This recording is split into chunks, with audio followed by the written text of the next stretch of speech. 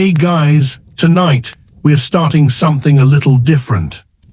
So go ahead, dim the lights, pull up the blankets, and let your brain slide into that soft, comfortable fog where history sounds just a bit like a bedtime story told by someone who reads way too many dusty books. Tonight's theme is the Lantern of Hestia. Not the literal lantern, of course, that would be too straightforward. Instead, think of it as a soft, warm symbol, a little flame of domestic chaos and dynastic dysfunction, a guiding light in the labyrinth of weird royal families, unhealthy marriages, and people who somehow managed to run empires despite being unable to run their own emotional lives.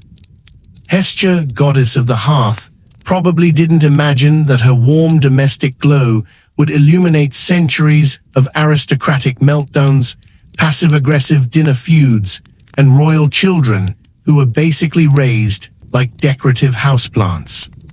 But here we are. So tonight, we'll follow that lantern through time, drifting lazily from palace to palace. No chapters, no sharp turns, just a slow walk through the lives of monarchs who probably shouldn't have been trusted with a spoon, let alone a crown. Just breathe, relax, and let's glide into our first royal disaster. Let's ease into it with the Habsburg lantern bearers. Because of course, we're starting with the Habsburgs. There's just something soothing about a dynasty that looked at the entire gene pool of Europe and said, what if we just skipped all the good options and kept marrying our cousins instead? It's commitment, misguided but commitment. Our first gentle flame tonight is King Charles II of Spain, also known as the Bewitched.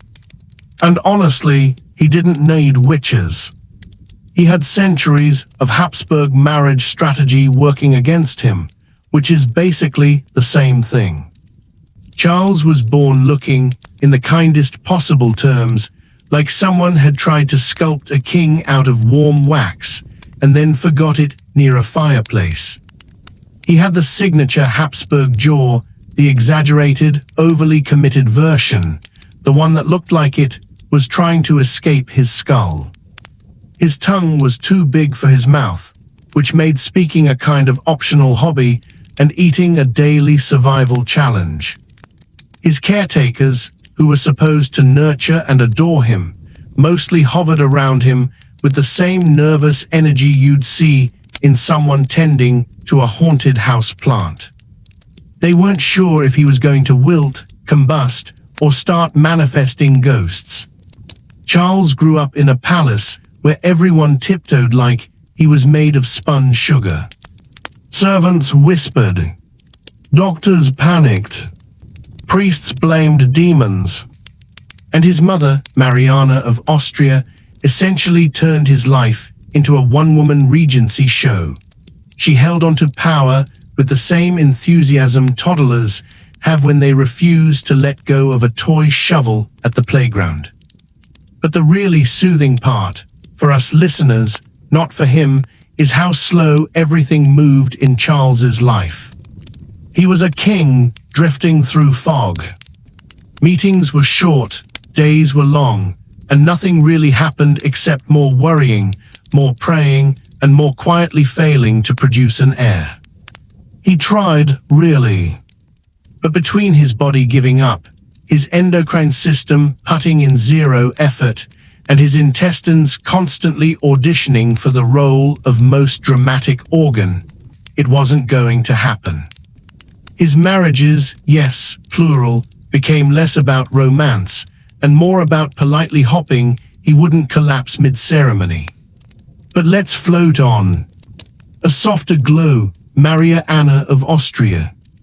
Now if Charles II was a candle flickering in a drafty hallway, then his aunt, yes, aunt, because why stop the family tree twisting now, Maria Anna of Austria was the quiet winter flame.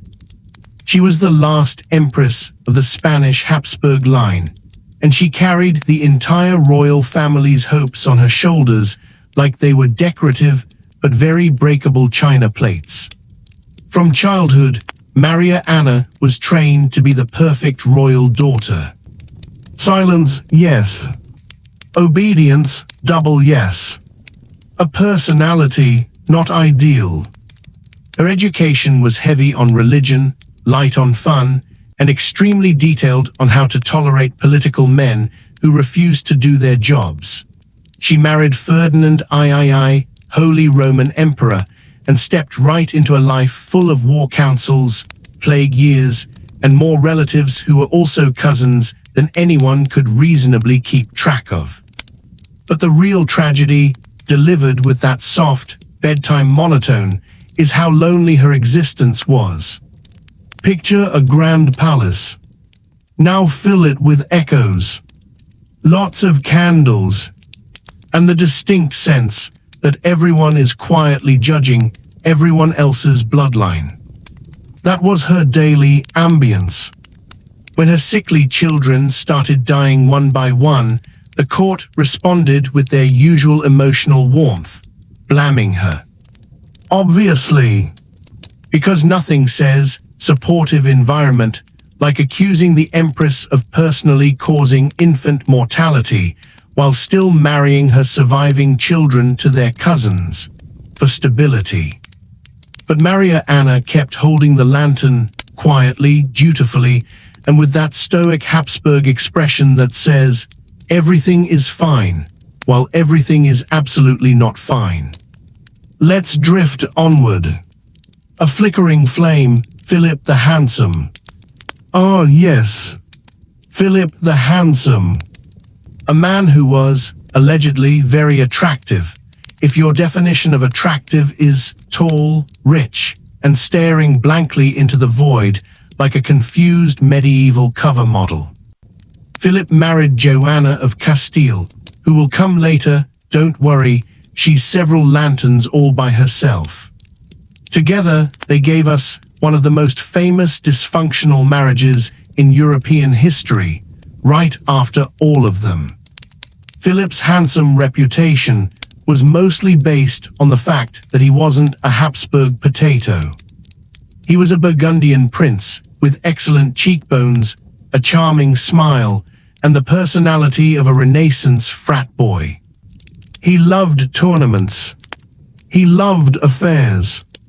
He loved reminding people he was handsome. He did not love being married to Joanna, who adored him with the intensity of a candle pointed directly at a dry curtain. Philip's emotional range hovered between mildly amused and bored but polite. He dealt with politics the way a student deals with a group project. He showed up, did as little as possible, and hoped someone else would finish the paperwork. He died young, which left Europe confused, Joanna distraught, and the Habsburgs scrambling to find another cousin to marry into something. But we're easing into that later. We're still warming up. Drifting toward the hearth, Helena of Portugal. Now we glide to someone quieter, someone whose glow was soft but steady. Helena of Portugal, Holy Roman Empress, who had the misfortune of marrying Frederick III, a man who was less emperor and more permanently stressed medieval office clerk. Helena was elegant, beautiful, and educated. Frederick was alive. That's pretty much the nicest way to put it. He was famously slow at making decisions. He delayed everything. Treaties, coronations, weddings. If you wanted something done within the decade, Frederick was not your guy. Their marriage was a mismatch in the calmest possible way. Helena wanted affection. Frederick wanted solitude. Helena enjoyed culture, music, festivities. Frederick enjoyed sitting in cold rooms and staring at parchments while ignoring advisors. Their emotional connection flickered like a candle that someone forgot to trim. But somehow they had children, including Maximilian I, who would eventually marry Mary of Burgundy and drag yet another major European territory into the Habsburg family tree like a kid, adding random items to a shopping cart. We'll get there too. But for now, let's drift gently to our next royal flame. A lantern burning too bright, Joanna of Castile. Here she is. The legendary Juana la Loca, or Joanna the Mad, though most historians agree she wasn't mad. Just living in a pressure cooker of dynastic manipulation and emotional neglect. Joanna burned with intense emotion. Love, fear, jealousy, longing, everything was dialed to 11.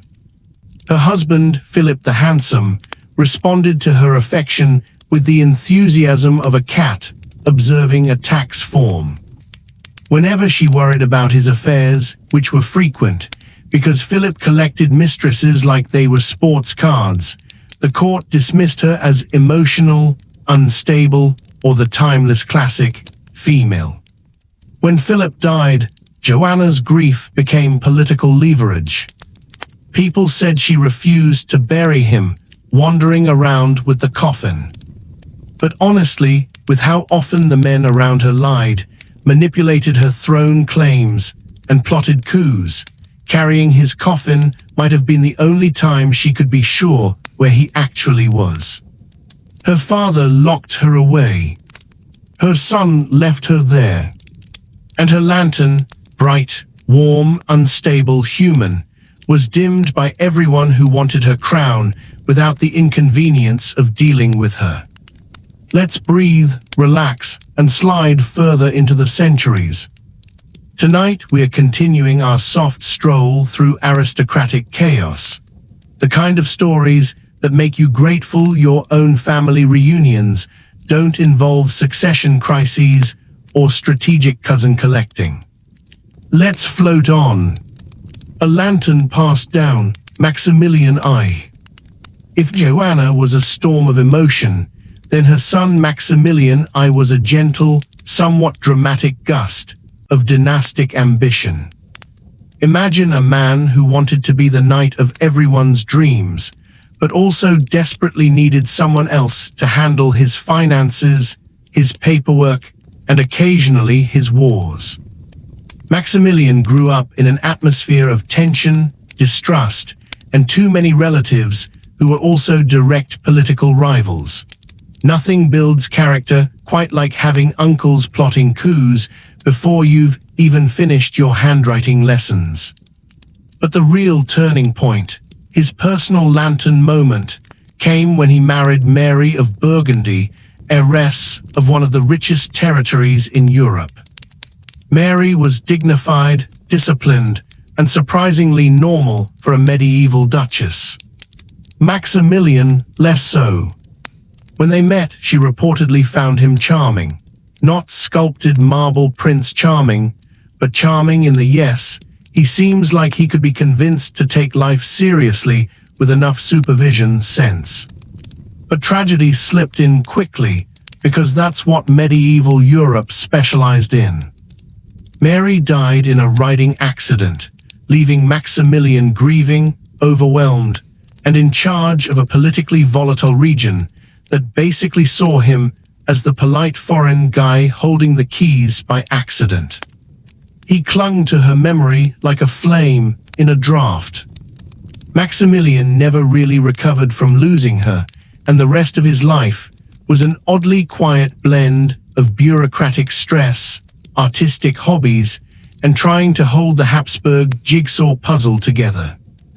He oversaw marriages, treaties, and expansions with the same expression someone has while carefully carrying a too-full cup of tea across a carpeted room. Let's ease onward. Mary of Burgundy, the brief, bright flicker. Before we drift too far, let's pause at Mary herself, the woman whose inheritance basically turned the Habsburgs into Europe's landlords. Mary was raised in the Burgundian court, which loved pageantry, falconry, and extremely expensive fabrics.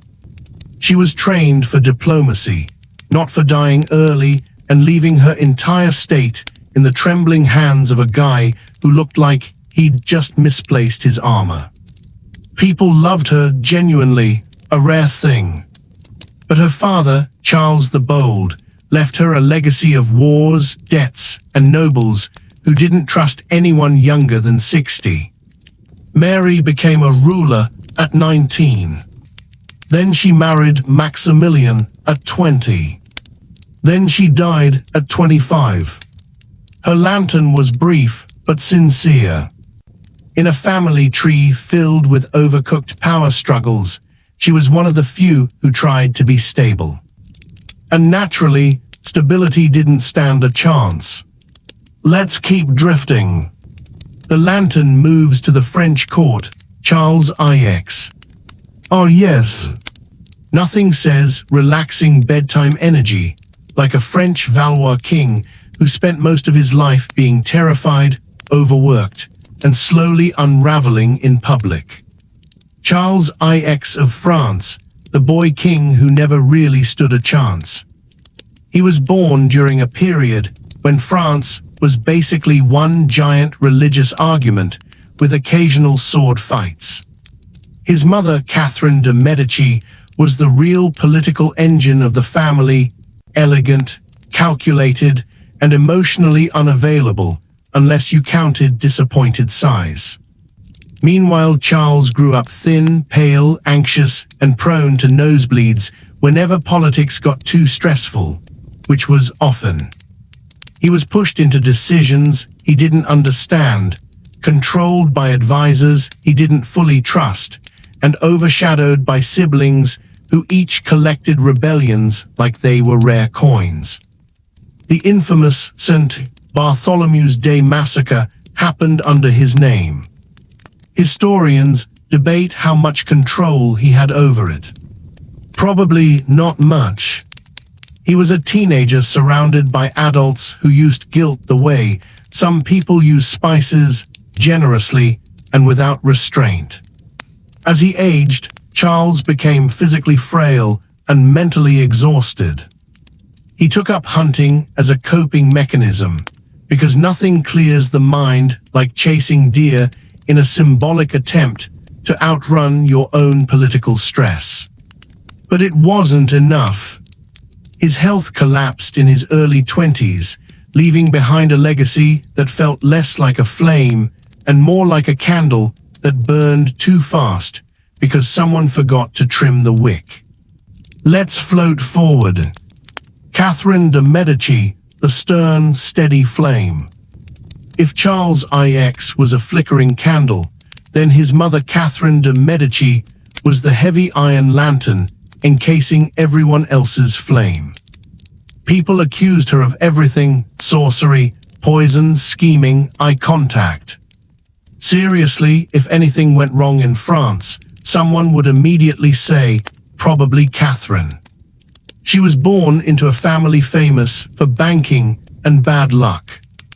Orphaned young, raised in chaos, and eventually married off to Henry II of France, a man who loved her a polite amount but loved his mistress, Diane de Poitiers, with the devoted enthusiasm of a golden retriever. Catherine spent the first decade of her marriage waiting on the sidelines, while Diane picked out the king's outfits, managed court ceremonies, and possibly also told Catherine how to dress. Because why not add insult to dynastic injury? But when Henry II died, in a freak jousting accident, naturally, Catherine finally stepped into power. And she stepped with purpose. She became regent for her young sons, cleaned up political messes, balanced religious factions, and tried to keep France from tearing itself in half. Her methods, a bit stern, a bit cold, a bit let's sedate everyone with court etiquette and hope they stop killing people. But Catherine was steady, quiet, and profoundly lonely.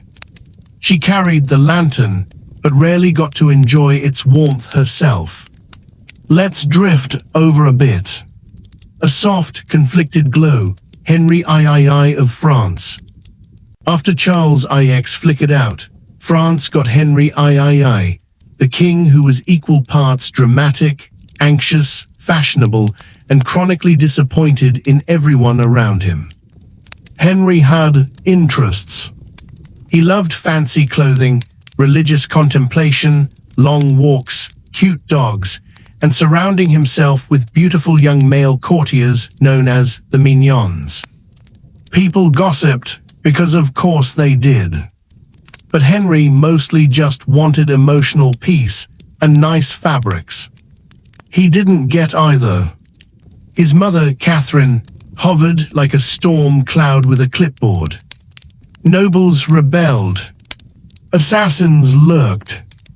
And Henry, who wanted nothing more than to vibe in silk robes and host quiet prayer meetings, ended up ruling a country that acted like a perpetual group project gone wrong.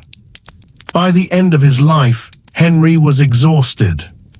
Thin, tired, and emotionally drained from juggling wars, betrayals, and his own perfectionist streak.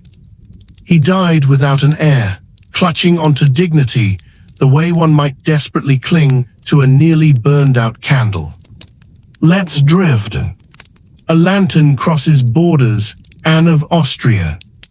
Now we float gently toward Anne of Austria, Queen of France, born into the same choppy Habsburg waters we explored earlier. Anne was raised to be diplomatic, obedient, and extremely Catholic. Her marriage to Louis XIII of France was arranged mostly to calm international tension, which it did not. At all. Their relationship was awkward at best.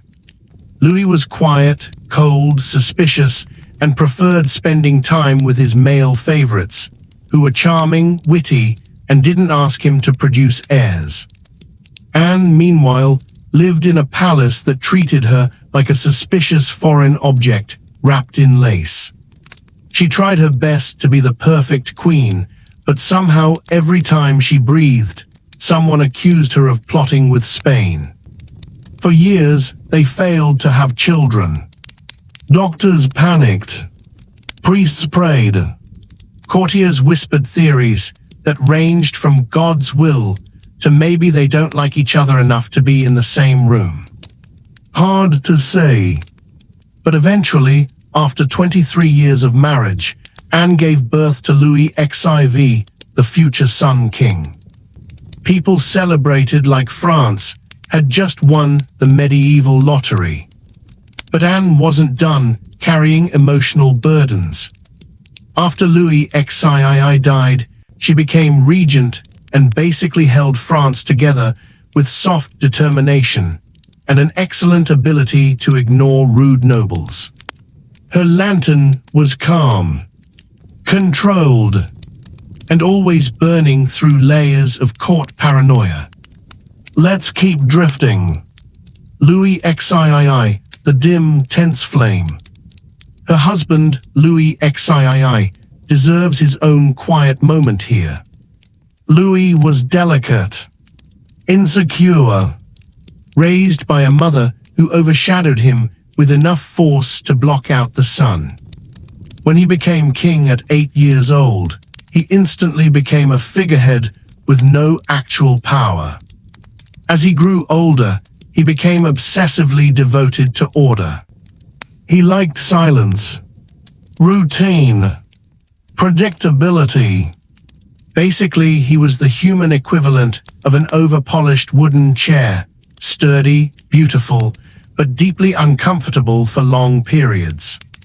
His relationship with Cardinal Richelieu didn't help either. Richelieu was brilliant, terrifying, and controlled the state with the calm intensity of a chess master who doesn't blink. Louis admired him, feared him, needed him, and resented all of that at the same time. Louis XIII spent most of his life torn between wanting to be a strong king and wanting someone else to sign the documents for him. He died young, drained by tuberculosis and the mental exhaustion of always feeling like the least confident man in his own palace. Let's drift further. A flicker of gold, Louis XIV, the Sun King as a child. Before Louis XIV became the Sun King, all wigs, mirrors, and carefully choreographed glory, he was a fragile child with a surprisingly shaky start. He almost died several times. He was treated with herbs, prayers, whispered hopes, and at one point, by being wrapped in red cloth because someone thought the color might fight illness. Medieval pediatrics were creative. His childhood was tense. His mother was constantly worried. France was full of uprisings, and his palace was full of adults arguing about who controlled him. He later became the blazing, theatrical monarch we remember. But as a child, he was a quiet spark, overshadowed, underestimated, and treated as if his existence alone needed divine intervention. But that's a story for later in the Lantern's journey. If you're still awake, impressive. If you're half asleep, that's even better. Just let the warmth of Hestia's lantern spread a little deeper into the room as we slip quietly into another stretch of royal dysfunction, soft melancholy, and dynastic decisions that really should have involved more adult supervision.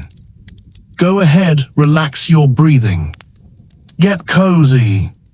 We are drifting back into the candlelit corridors of European history, where every noble family tree looks like someone accidentally sat on it. Let's take a slow step forward. A lantern in the Hall of Mirrors, young Louis XIV. We left Louis XIV as a fragile child wrapped in red cloth. Let's pick up that ember and watch it glow a little brighter. Before he became the Sun King, the man who basically rebranded monarchy as a 24/7 performance art piece, Louis XIV was just a small, quiet boy with enormous expectations. His education involved dancing lessons, strict etiquette, and enough religious instruction to make him afraid of blinking incorrectly. Every movement was practiced, every word measured. Even his playtime was scheduled with the same precision modern people use for tax audits. His mother, Anne of Austria, adored him. Cardinal Mazarin controlled him. Courtiers wanted to manipulate him. Basically, he was the most watched child in France besides, maybe, a court jester who accidentally insulted the king. And yet Louis grew into his role slowly. The lantern burned brighter and brighter until one day he looked around and realized, ah yes, I am the state, cool. But before we get to the golden blaze of Versailles, let's drift to a softer flame nearby. A gentle, overlooked glow, Philippe I, Duke of Orleans. Louis XIV's younger brother Philippe was well the spare. The decorative prince. The human insurance policy. From birth, he was gently pushed away from anything serious. Louis was the sun. Philippe was the moon, soft, reflective, admired, but mostly kept out of the political daylight. The French court decided to shape him into the perfect non-threat, which meant dressing him in lace, surrounding him with fashionable male favorites, and politely encouraging him not to develop political opinions. He complied with enthusiasm. Philippe loved parties, jewels, and anything that shimmered. He adored theater and luxury and collected lovers the way other nobles collected hunting dogs. Louis, meanwhile, watched all this with a mixture of affection and sibling rivalry, occasionally reminding Philippe, who was boss, by controlling everything he was allowed to do, own, or think. Despite the glitter, Philippe's life wasn't happy. Louis XIV married him off twice to women who resented him, competed with his favorites, and spent their days navigating a court that found Philippe amusing but not respectable. He glowed in the shadows, but always with that faint melancholy of someone who could never fully step into the light. Let's drift onward. A lantern in the snow, Peter the Great as a child. We wander now to Russia, cold, vast, and filled with czars who were constantly fighting, scheming, or being mysteriously removed by relatives who didn't appreciate competition. Before he became an oversized hurricane of ambition, Peter the Great was a timid child caught between political factions. His family fought relentlessly for control of the throne, which is not ideal for a toddler's emotional development. While other royal children worried about tutors or etiquette lessons, Peter worried about being assassinated before breakfast. He watched relatives get overthrown. He watched the Kremlin turn into a battleground. He developed a nervous tic that made him twitch whenever things got too stressful, which was often. But the surprising thing is how gentle Peter could be when he wasn't reorganizing the navy or building a city on a swamp. He liked carpentry. He liked sailing tiny toy boats. He liked escaping from court to live like an ordinary boy. A very tall, extremely anxiety-ridden boy. His flame flickered unpredictably, bright, dark, wild, then strangely soft again. Let's float a little deeper into Russia's chill. Sophia Alexeyevna, a lantern fighting the wind.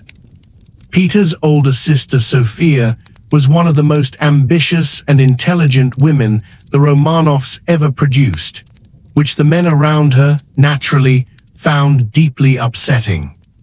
During Peter's childhood, Sophia served as regent. She handled diplomacy. She managed military crises. She kept the boy Tsar alive, despite half the court wanting him gone. But her reign was not peaceful. The Streltsy, Russia's elite military corps, acted like angry toddlers with weapons. Boyars plotted. Peter's supporters plotted back. Russia was a seesaw of fragile alliances and sharp betrayals. Sophia carried her lantern with stern dignity, but every day was a battle. Eventually, Peter overthrew her, locked her in a convent, and allegedly forced her to live under the shadow of executed rebels hung outside her window. A warm lantern trapped behind cold stone walls.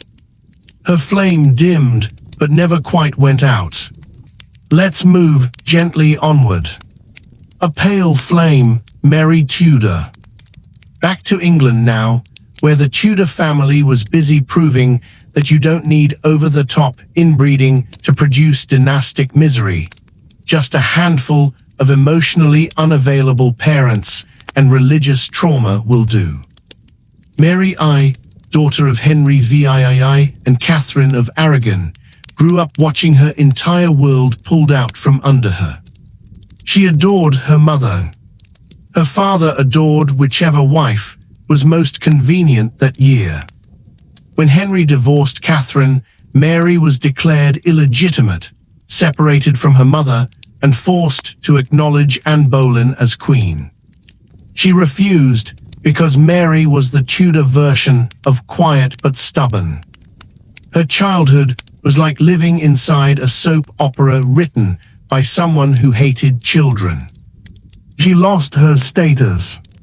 She lost her rooms. She lost her father's affection. And eventually, she lost her sense of trust. When she finally became queen, she tried desperately to restore Catholic England, a move that earned her the nickname Bloody Mary, though most of the violence came from political paranoia rather than personal cruelty. Mary's flame was sad. Zovd, almost desperate. She wanted unity but inherited a kingdom full of resentments she didn't create. Let's float a little toward her half-sister, Elizabeth I, a lantern hidden behind armor. Elizabeth's childhood was a quiet disaster. Her mother was executed when she was 2. She was declared a bastard. She was ignored, then suddenly important, then ignored again. Elizabeth learned early to hide her feelings behind a mask, so perfect it became legendary. She spoke softly. She made jokes no one could see the sadness behind. She avoided marriage because she saw what it did to every woman she knew. Her flame was bright but tightly protected, like a lantern covered by glass and surrounded by guards. She ruled wisely. She ruled long. She impressed everyone except herself. Elizabeth died surrounded by courtiers, but emotionally alone, whispering that she saw a great many people before her, a vague, eerie expression that probably revealed more than she intended. Let's drift onward. A small, fragile light, Charles I as a child. Before Charles I lost his head, which we're not focusing on because sleep vibes. He was a shy, sickly little boy who stuttered when nervous. He wasn't expected to be king. He wasn't prepared for the job. And he really wasn't equipped to deal with the political chaos that defined his reign. As a child, Charles walked with difficulty, spoke with effort, and lived in the shadow of his confident older brother, Henry Frederick. When Henry died suddenly, everything shifted. Charles, the quiet, anxious child, became heir to the biggest political headache in Europe. His flame flickered uncertainly, steady, stubborn, but never quite strong enough for the storm that waited for him. Let's move softly. A lantern across the Alps, Empress Elizabeth of Austria. Ah, Sissy, the tragic beauty of the Habsburg world. A woman adored for her hair, hated for her freedom, and trapped in a palace that felt like an elegant prison. Sissy grew up wild, literally. Her Bavarian childhood involved horses, poetry, forests, and absolutely no interest in royal etiquette. Then she married Emperor Franz Joseph. And the lantern dimmed. Her mother-in-law controlled everything. Her children were taken from her care. Her daily schedule became a list of suffocating obligations.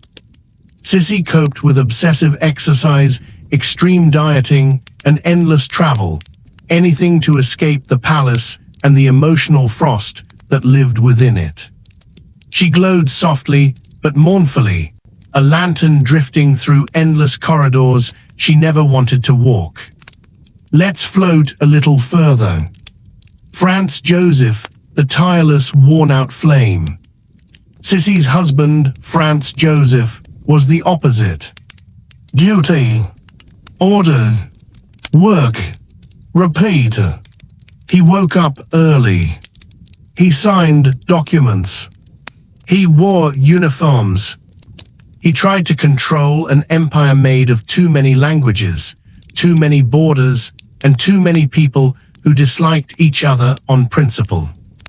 Franz Joseph loved Sissy deeply, in a very neat, structured, emotionally constipated manner. He never knew how to give her what she needed. He needed her close, she needed him distant. Their marriage was two lanterns burning in completely different rooms. He lived through tragedies like they were items on a to-do list he couldn't remove. His son's suicide, Sissy's death, his empire's slow decay.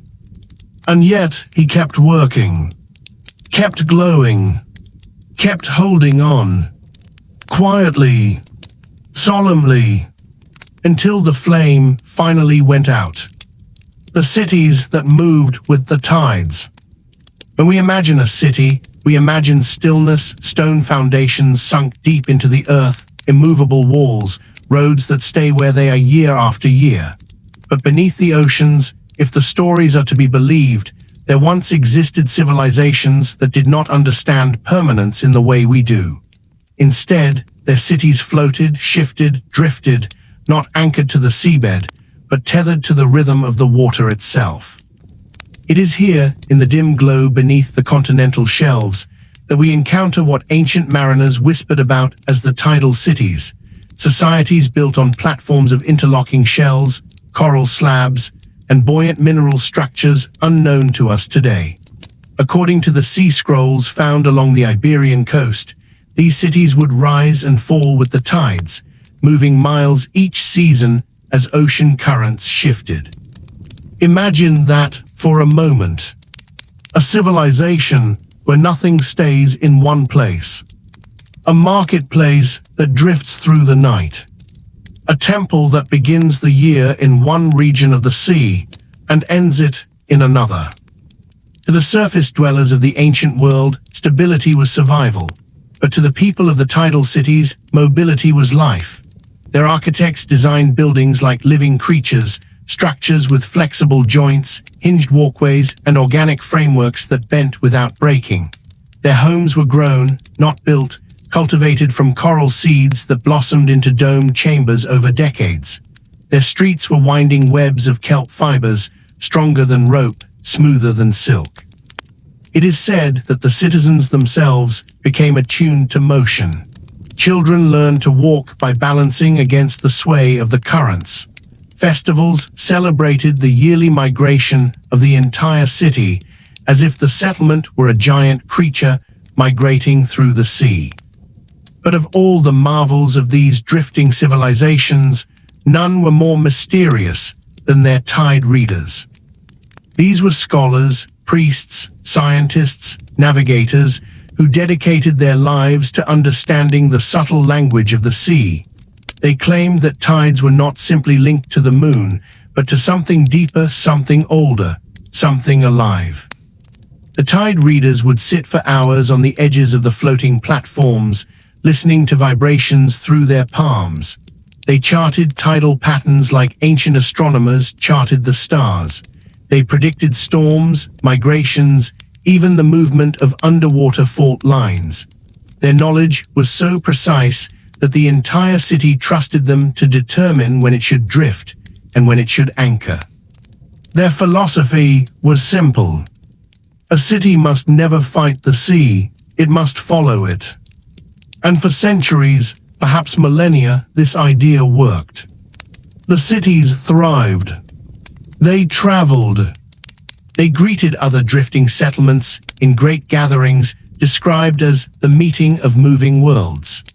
They traded minerals from the deep trenches, bioluminescent fabrics woven from glowing plankton, musical instruments made from whale bone, and conch shells tuned by the vibration of water.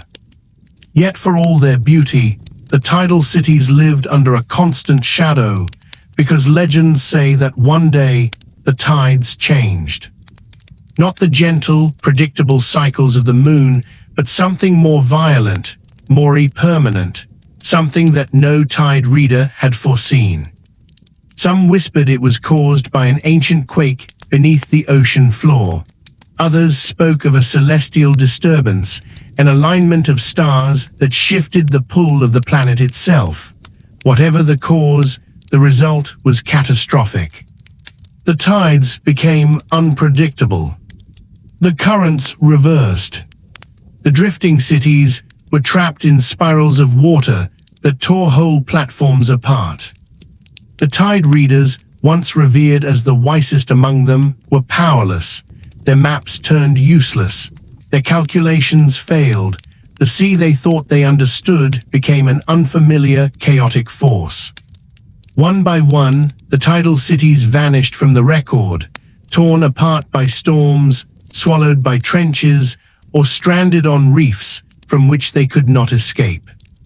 Only fragments of their coral architecture remain, scattered across the ocean floor like the ruins of a dream that once drifted freely through the world. And yet, some deep-sea researchers believe that not all of them perished. There are sonar readings of massive structures still moving, slowly, deliberately, hundreds of meters beneath the waves, too large to be natural, too patterned to be chance. Structures that drift. Structures that breathe with the tide.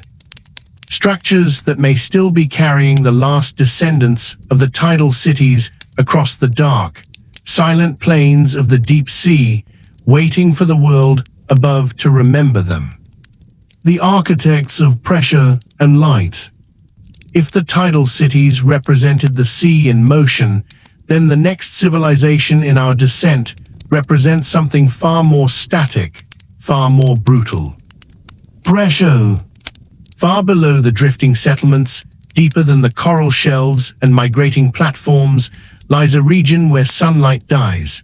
A region where the weight of the ocean becomes a constant roar, bearing down with the force of mountains. Here, in the ink-black quiet of the abyss, ancient texts speak of a people known only as the architects of pressure and light. Unlike the drifting civilizations above them, these beings carved their world into the very bones of the planet. They built not with the sea, but inside it, within volcanic ridges, basalt cliffs, and the towering structures of hydrothermal vents. To the surface world, these vents seem hostile, columns of boiling minerals erupting into freezing darkness, a place where metal melts and life should not exist. But to the architects, the vents were cathedrals. The rising plumes of mineral cloud were sacred smoke, the stone chimneys pillars of creation. Their technology, if such a word can even describe what they shaped, was a marriage of geology and biology. They grew structures out of mineral skeletons, coaxing the vents to deposit layers of rock with astonishing precision, walls that healed themselves, floors that glowed faintly with chemical light, towers that grew like trees of stone. Some ruins found near the Mariana Arc, still debated by researchers, show hints of spiral chambers with patterns too regular to be purely natural. They resemble the circular designs found on ancient seafarers' amulets, suggesting a connection, however unlikely, between far-flung cultures. But what made the architects truly legendary were their light engines. These devices, or perhaps organisms, captured the faintest chemical energy from the vents and transformed it into soft, pulsating illumination. Entire cities might have glowed with this slow heartbeat of light, flickering like constellations inverted beneath the sea. To live among them would have been like living inside an aurora, quiet, vast, and impossibly beautiful. Their society was built around mastery of three great forces of the deep. 1. Pressure. 2. Heat. 3. Darkness. Pressure was not an enemy but a resource. They forged tools hardened not by metal, but by compression, objects that would shatter instantly if brought to the surface. Their ceremonial artifacts, if they ever reached shallow water, would crumble to dust before a human diver even touched them. Heat was their ally. They understood the pulse of the earth beneath the ocean floor. Some legends describe them as listeners to the planet, able to predict volcanic eruptions decades before they occurred. But darkness was their canvas. While many ancient civilizations on land worshipped the sun, the architects revered the absence of light. To them, darkness was not emptiness, it was purity. It was the default state of the universe. Light was simply a brief interruption. And so they did not chase brightness. They sculpted with shadow, building cities where dim blue-green pulses from their engines guided citizens along the curvature of stone corridors. But even this world, so removed from storms, from tides, from the chaos of the surface, was touched by catastrophe. The reason: heat began to fail. Geologists today know that hydrothermal vents are temporary. They collapse, migrate, or go dormant as the tectonic plates shift. For the architects, whose entire civilization was intertwined with these volcanic arteries, the gradual cooling of their cathedrals would have been a slow death sentence. Imagine an entire city dimming over years. Light engines faltering. Stone structures weakening. The comforting hum of the vents fading into silence. Some stories speak of great migrations, not upward, but deeper, into trenches where new vents burned brighter. Other stories speak of a final gathering, where the architects extinguished their lights voluntarily rather than wait for them to fade. And then, nothing. Their cities darkened, their heat vanished, their pressure sculpted world slipped once more into the vast, quiet cold. But deep-sea cameras occasionally capture something curious. Brief flashes of structured light. Geometric patterns glowing for moments at depths that should be utterly dark. Too fast to explain. Too regular to dismiss. Some researchers claim these flashes are natural chemical reactions. Others whisper something else. That the architects of pressure and light may still maintain a few surviving chambers. Hidden in the deepest rifts. Where the Earth's heat still burns. Where the last glow of an ancient civilization pulses slowly, like the fading heartbeat of something enormous and forgotten. The choir beneath the ice. Let's drift upward now, not toward the sun, not anywhere near comfort, but toward a region where the ocean becomes colder than memory. A place where even sound seems to move reluctantly, as though it too is losing motivation. Here we reach the kingdom that old mariners feared the most. A civilization whispered about in the earliest polar myths, described in fragments on cracked bone tablets found washed ashore in Greenland. Sailors called them the choir beneath the ice. And honestly, if you're imagining something ominous, don't worry. These weren't monsters, they were just deeply committed to their aesthetic. If the architects of pressure and light worshipped heat, then the choir worshipped the opposite.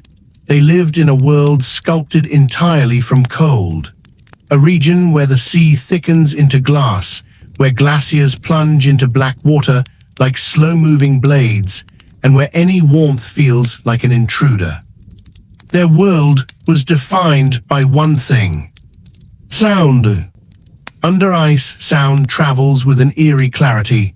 A whisper can glide for miles. A vibration can echo endlessly. It's a strange place where you can hear better than you can see, and where silence is almost a physical force pressing against you. The choir, according to the drifting folklore that survives, learned to use this environment in ways that today would require a full research institute and $1 million grant. They built structures that weren't just homes or meeting halls. They were instruments. Massive vaulted resonators carved into the undersides of glaciers. Long corridors of ribbed ice that hummed when the tides shifted. Spherical chambers where the slightest movement could fill the space with harmonic tones. Their cities were symphonies. Every resident contributed, not by singing in the way we understand, but by creating small vibrations, clicks, pulses, taps, each one resonating through the environment like strands of a musical web. And before you ask, yes, this was basically the deep-sea version of living inside a noise-canceling headphone set designed by a perfectionist.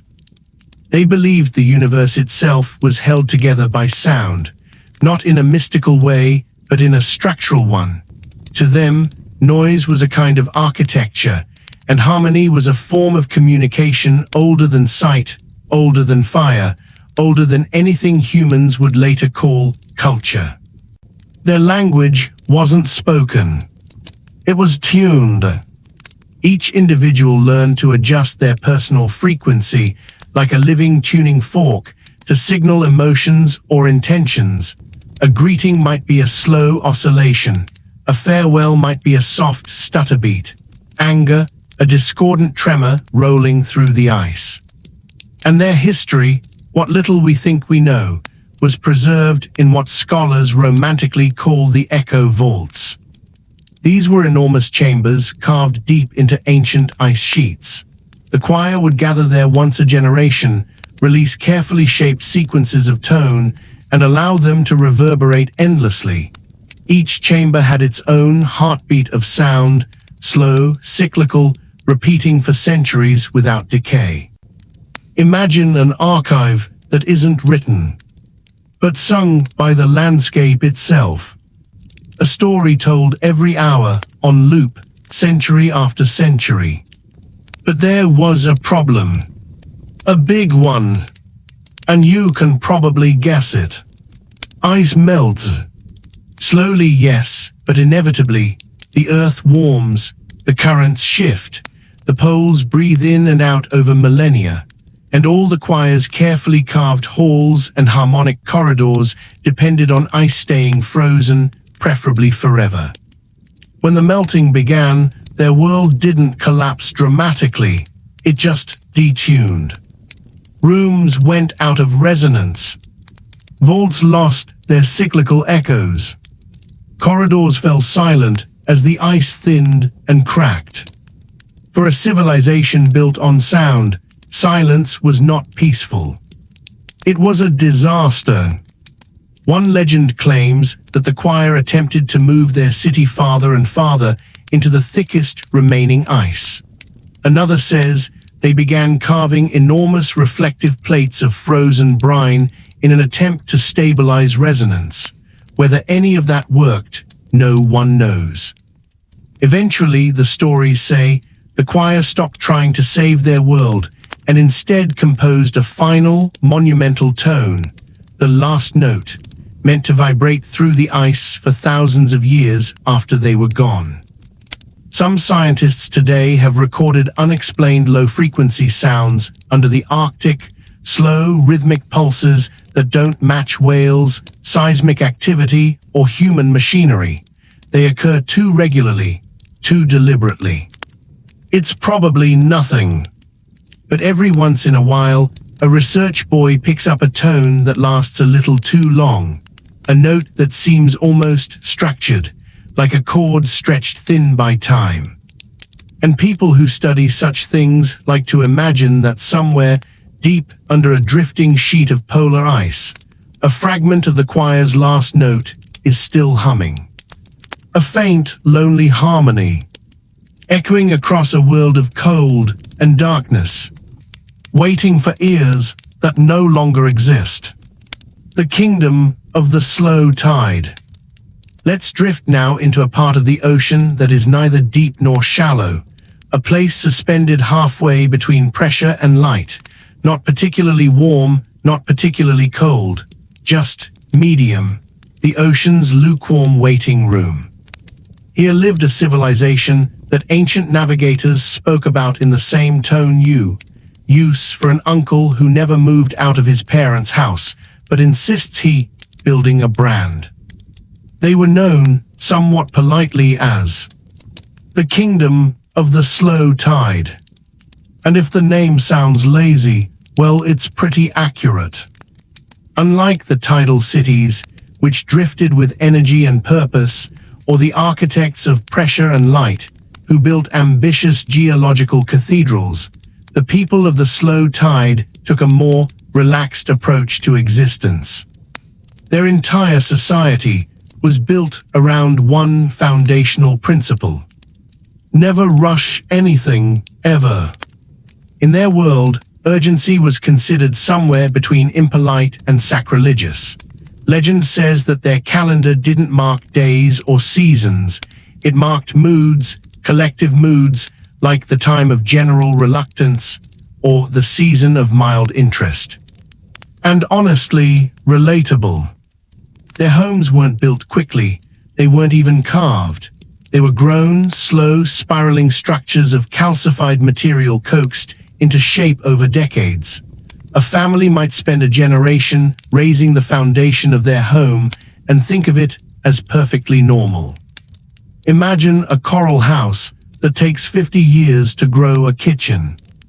The slow tide made everything this way.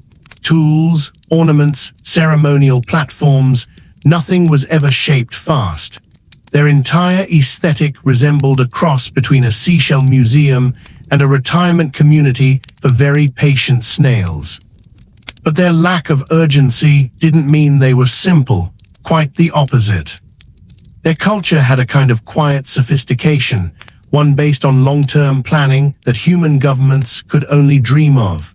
Their political decisions were famously deliberated for years before any action was taken.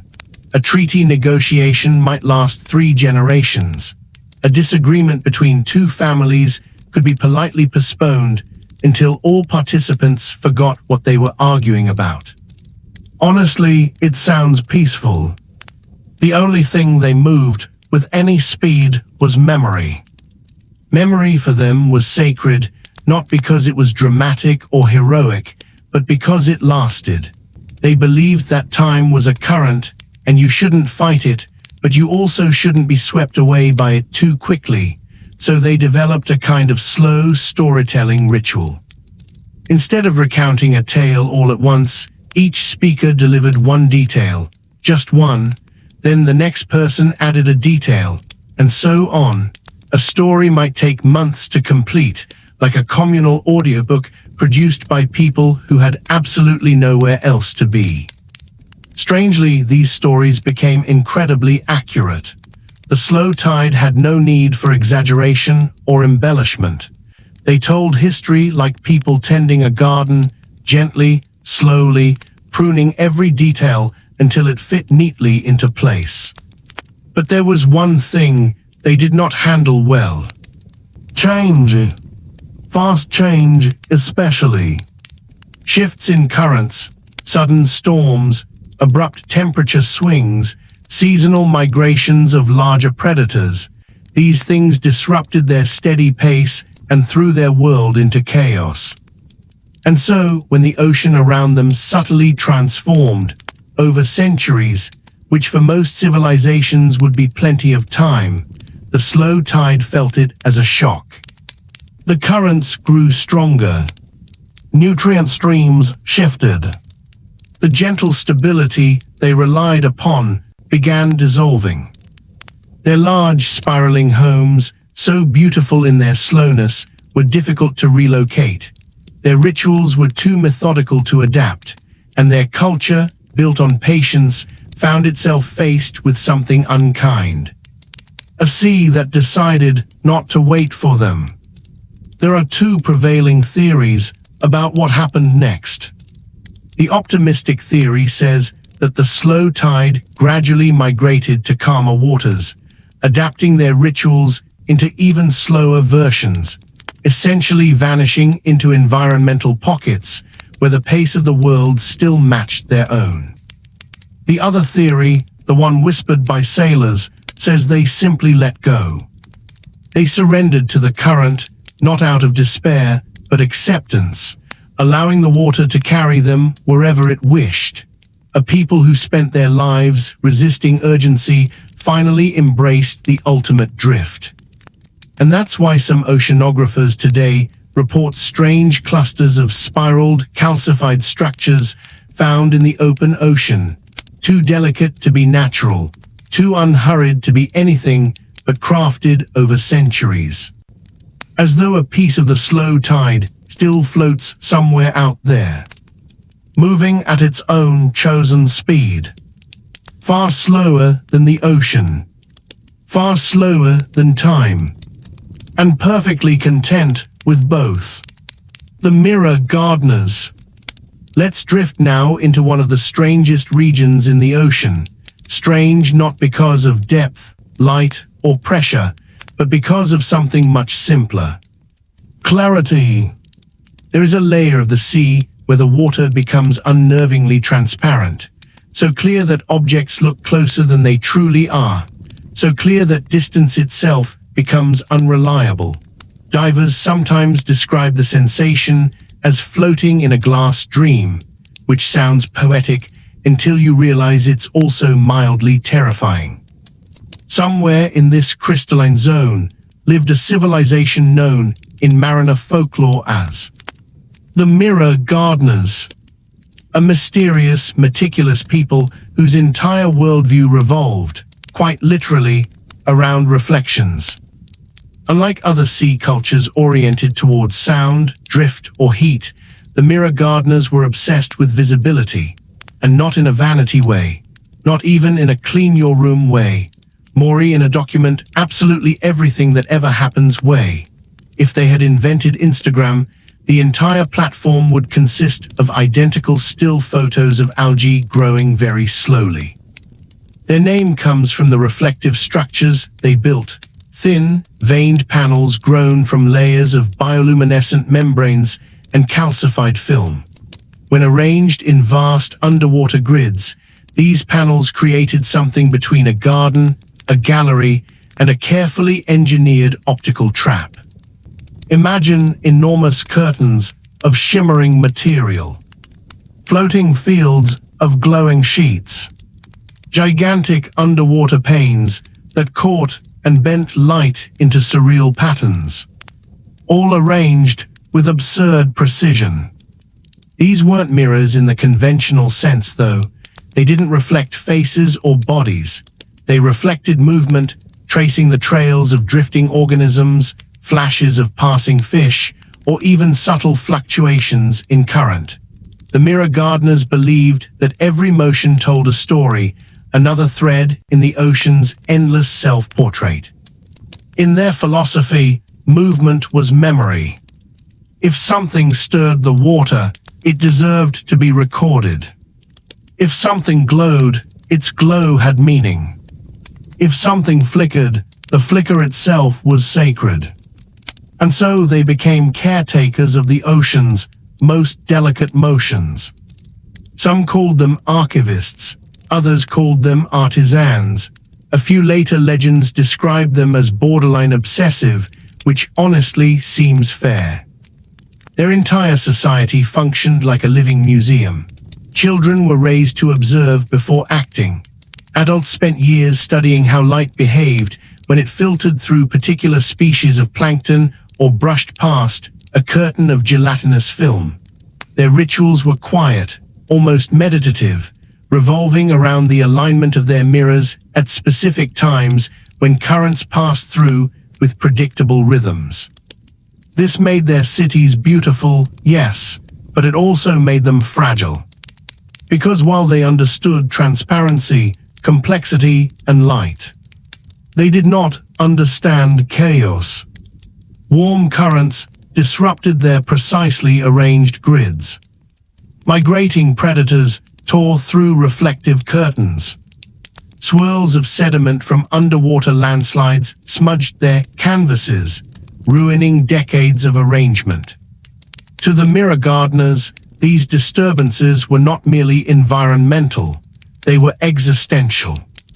Imagine spending your entire life tending a delicate underwater tapestry, only to have it scrambled by one rude, overly enthusiastic dolphin. It was devastating. The legends say that the gardeners attempted to extend their reflective fields, building ever larger assemblies to catch more of the ocean's narrative. But the wider they spread, the more vulnerable they became. Their sprawling mirror gardens required calm conditions that the ocean simply did not promise. Eventually, the clarity of their region began to fade, whether due to shifting currents, rising temperatures, or the natural cycling of nutrients.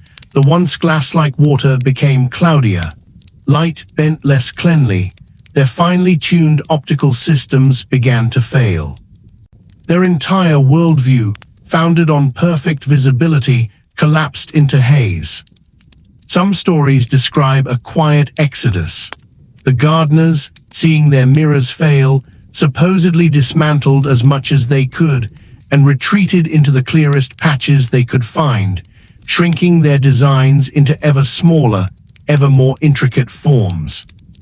Others say they tried to build a final, massive mirror structure, one capable of reflecting the movement of the entire region at once, something like a grand archive of the sea's story. But the sea had other plans.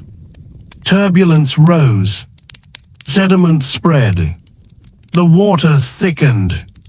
The project failed.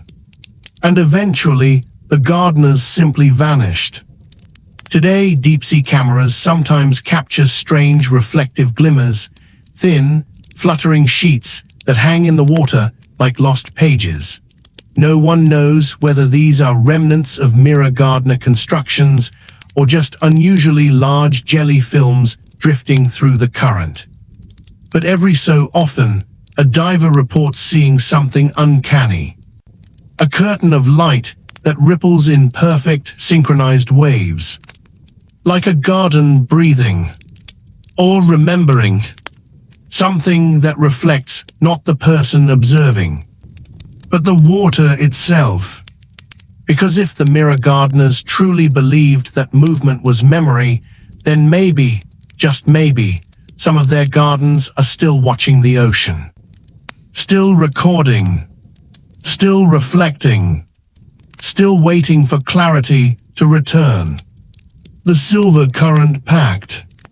Let's drift a little farther now, not downward, not upward, but sideways, into a part of the ocean that behaves like a forgotten superhighway.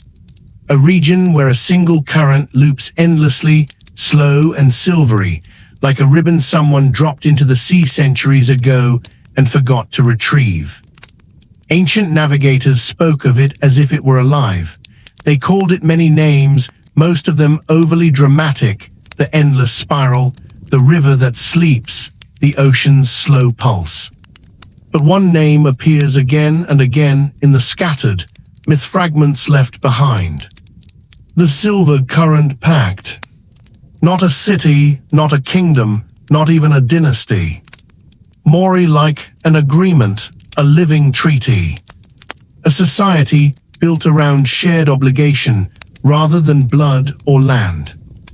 Imagine several small communities, drifting tribes, deep-water clusters, kelp harvesters, shell engineers, maybe even a few stray philosophers, who eventually realized they all lived in orbit around the same slow, shimmering current. Instead of competing, arguing, or politely ignoring each other, the usual cultural menu, they decided to cooperate. Shocking, I know. The pact was founded on one principle. The current gives, so we must give back. Which sounds lovely and eco-friendly until you realize that no one actually knew what giving back meant.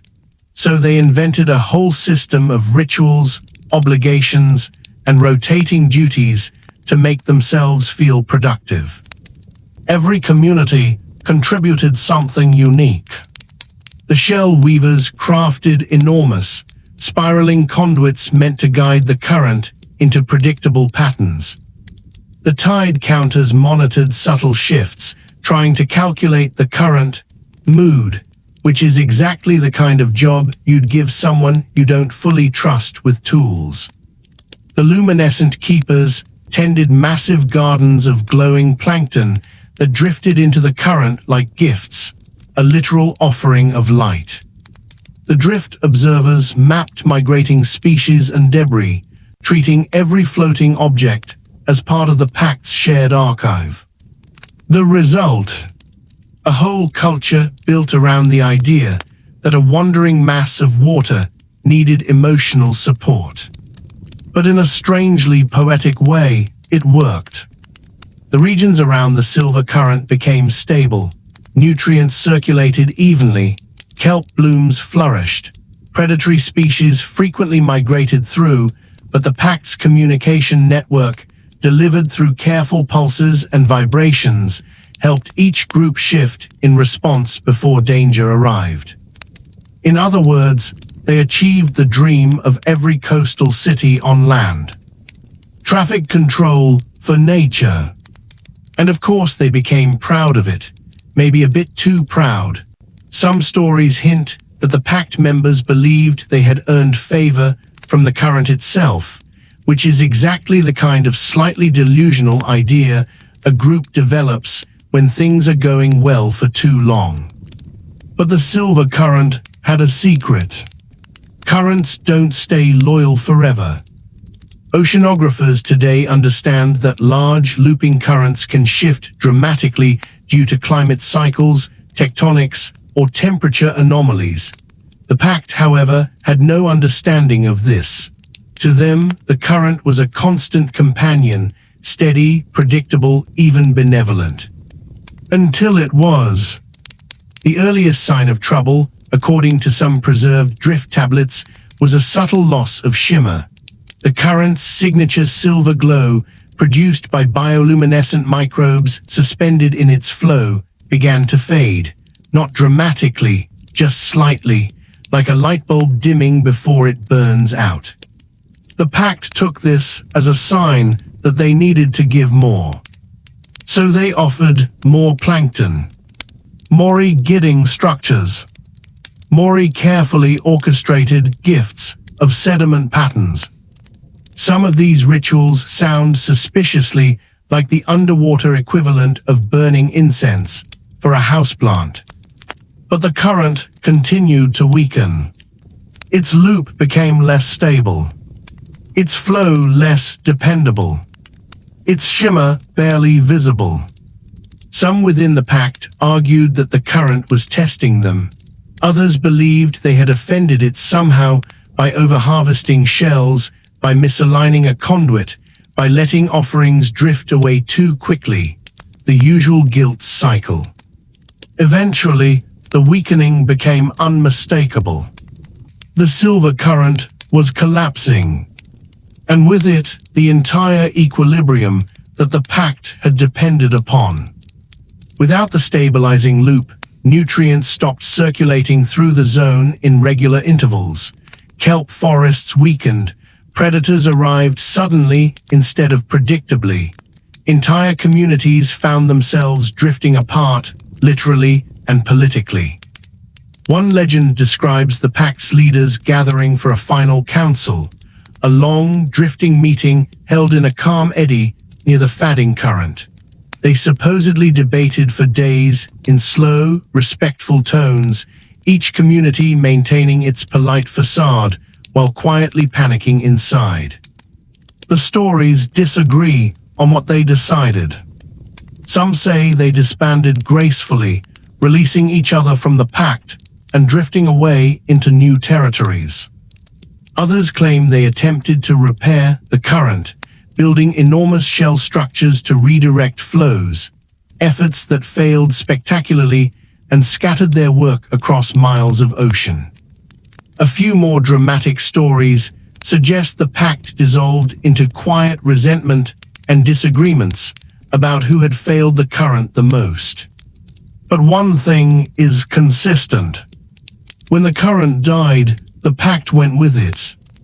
Today, oceanographers occasionally detect strange spirals of shell fragments and calcified conduits on the seafloor, patterns too deliberate to be random, but too scattered to represent a functioning civilization. Sometimes, drifting patches of bioluminescent plankton still gather in faint, silvery ribbons, shimmering weakly as they follow a path that no longer exists. As if the last remaining ghosts of the silver current are trying to remember where they once flowed, and who once followed them. When the last mortal legend had faded into the twilight, Olympus stood in an eerie stillness. The wind no longer carried the laughter of Dionysus, nor the proud thunder of Zeus. The mountain breathed slowly, like a giant in deep slumber, and yet something ancient shimmered beneath the silence. For though the gods slept, their dreams did not. The dream, that created a new age. As the world below changed, empires rising and falling like waves on the shore, the dreams of Olympus leaked into mortal minds. Artists, poets, warriors, philosophers, all of them touched, unknowingly, by the sleeping immortals. A sculptor in Athens dreamed of a golden figure holding lightning, and carved Zeus before he ever learned the name. A shepherd boy in Arcadia heard the echo of Pan's flute, and invented melodies no mortal could explain. A woman in Rhodes dreamed of wings, and her children would one day write of Hermes. The gods, though silent, shaped mankind in whispers. The final rest of Olympus. Inside the throne room, Zeus sat unmoving. Each god rested where memory last placed them. Hera, with her crown dimmed. Athena, with her spear, leaned beside her chair. Poseidon frozen in unbroken stillness. Apollo's lyre silent, strings catching dust like strands of time. They looked like statues carved from the dreams of galaxies. But if one leaned close enough, one could hear a heartbeat. Slow, steady, waiting. Humans take the fire. Mankind stepped into a world no longer guarded by divine hands. They built roads, forged laws, discovered stars, cured diseases, and created machines that flew higher than Icarus ever dreamed.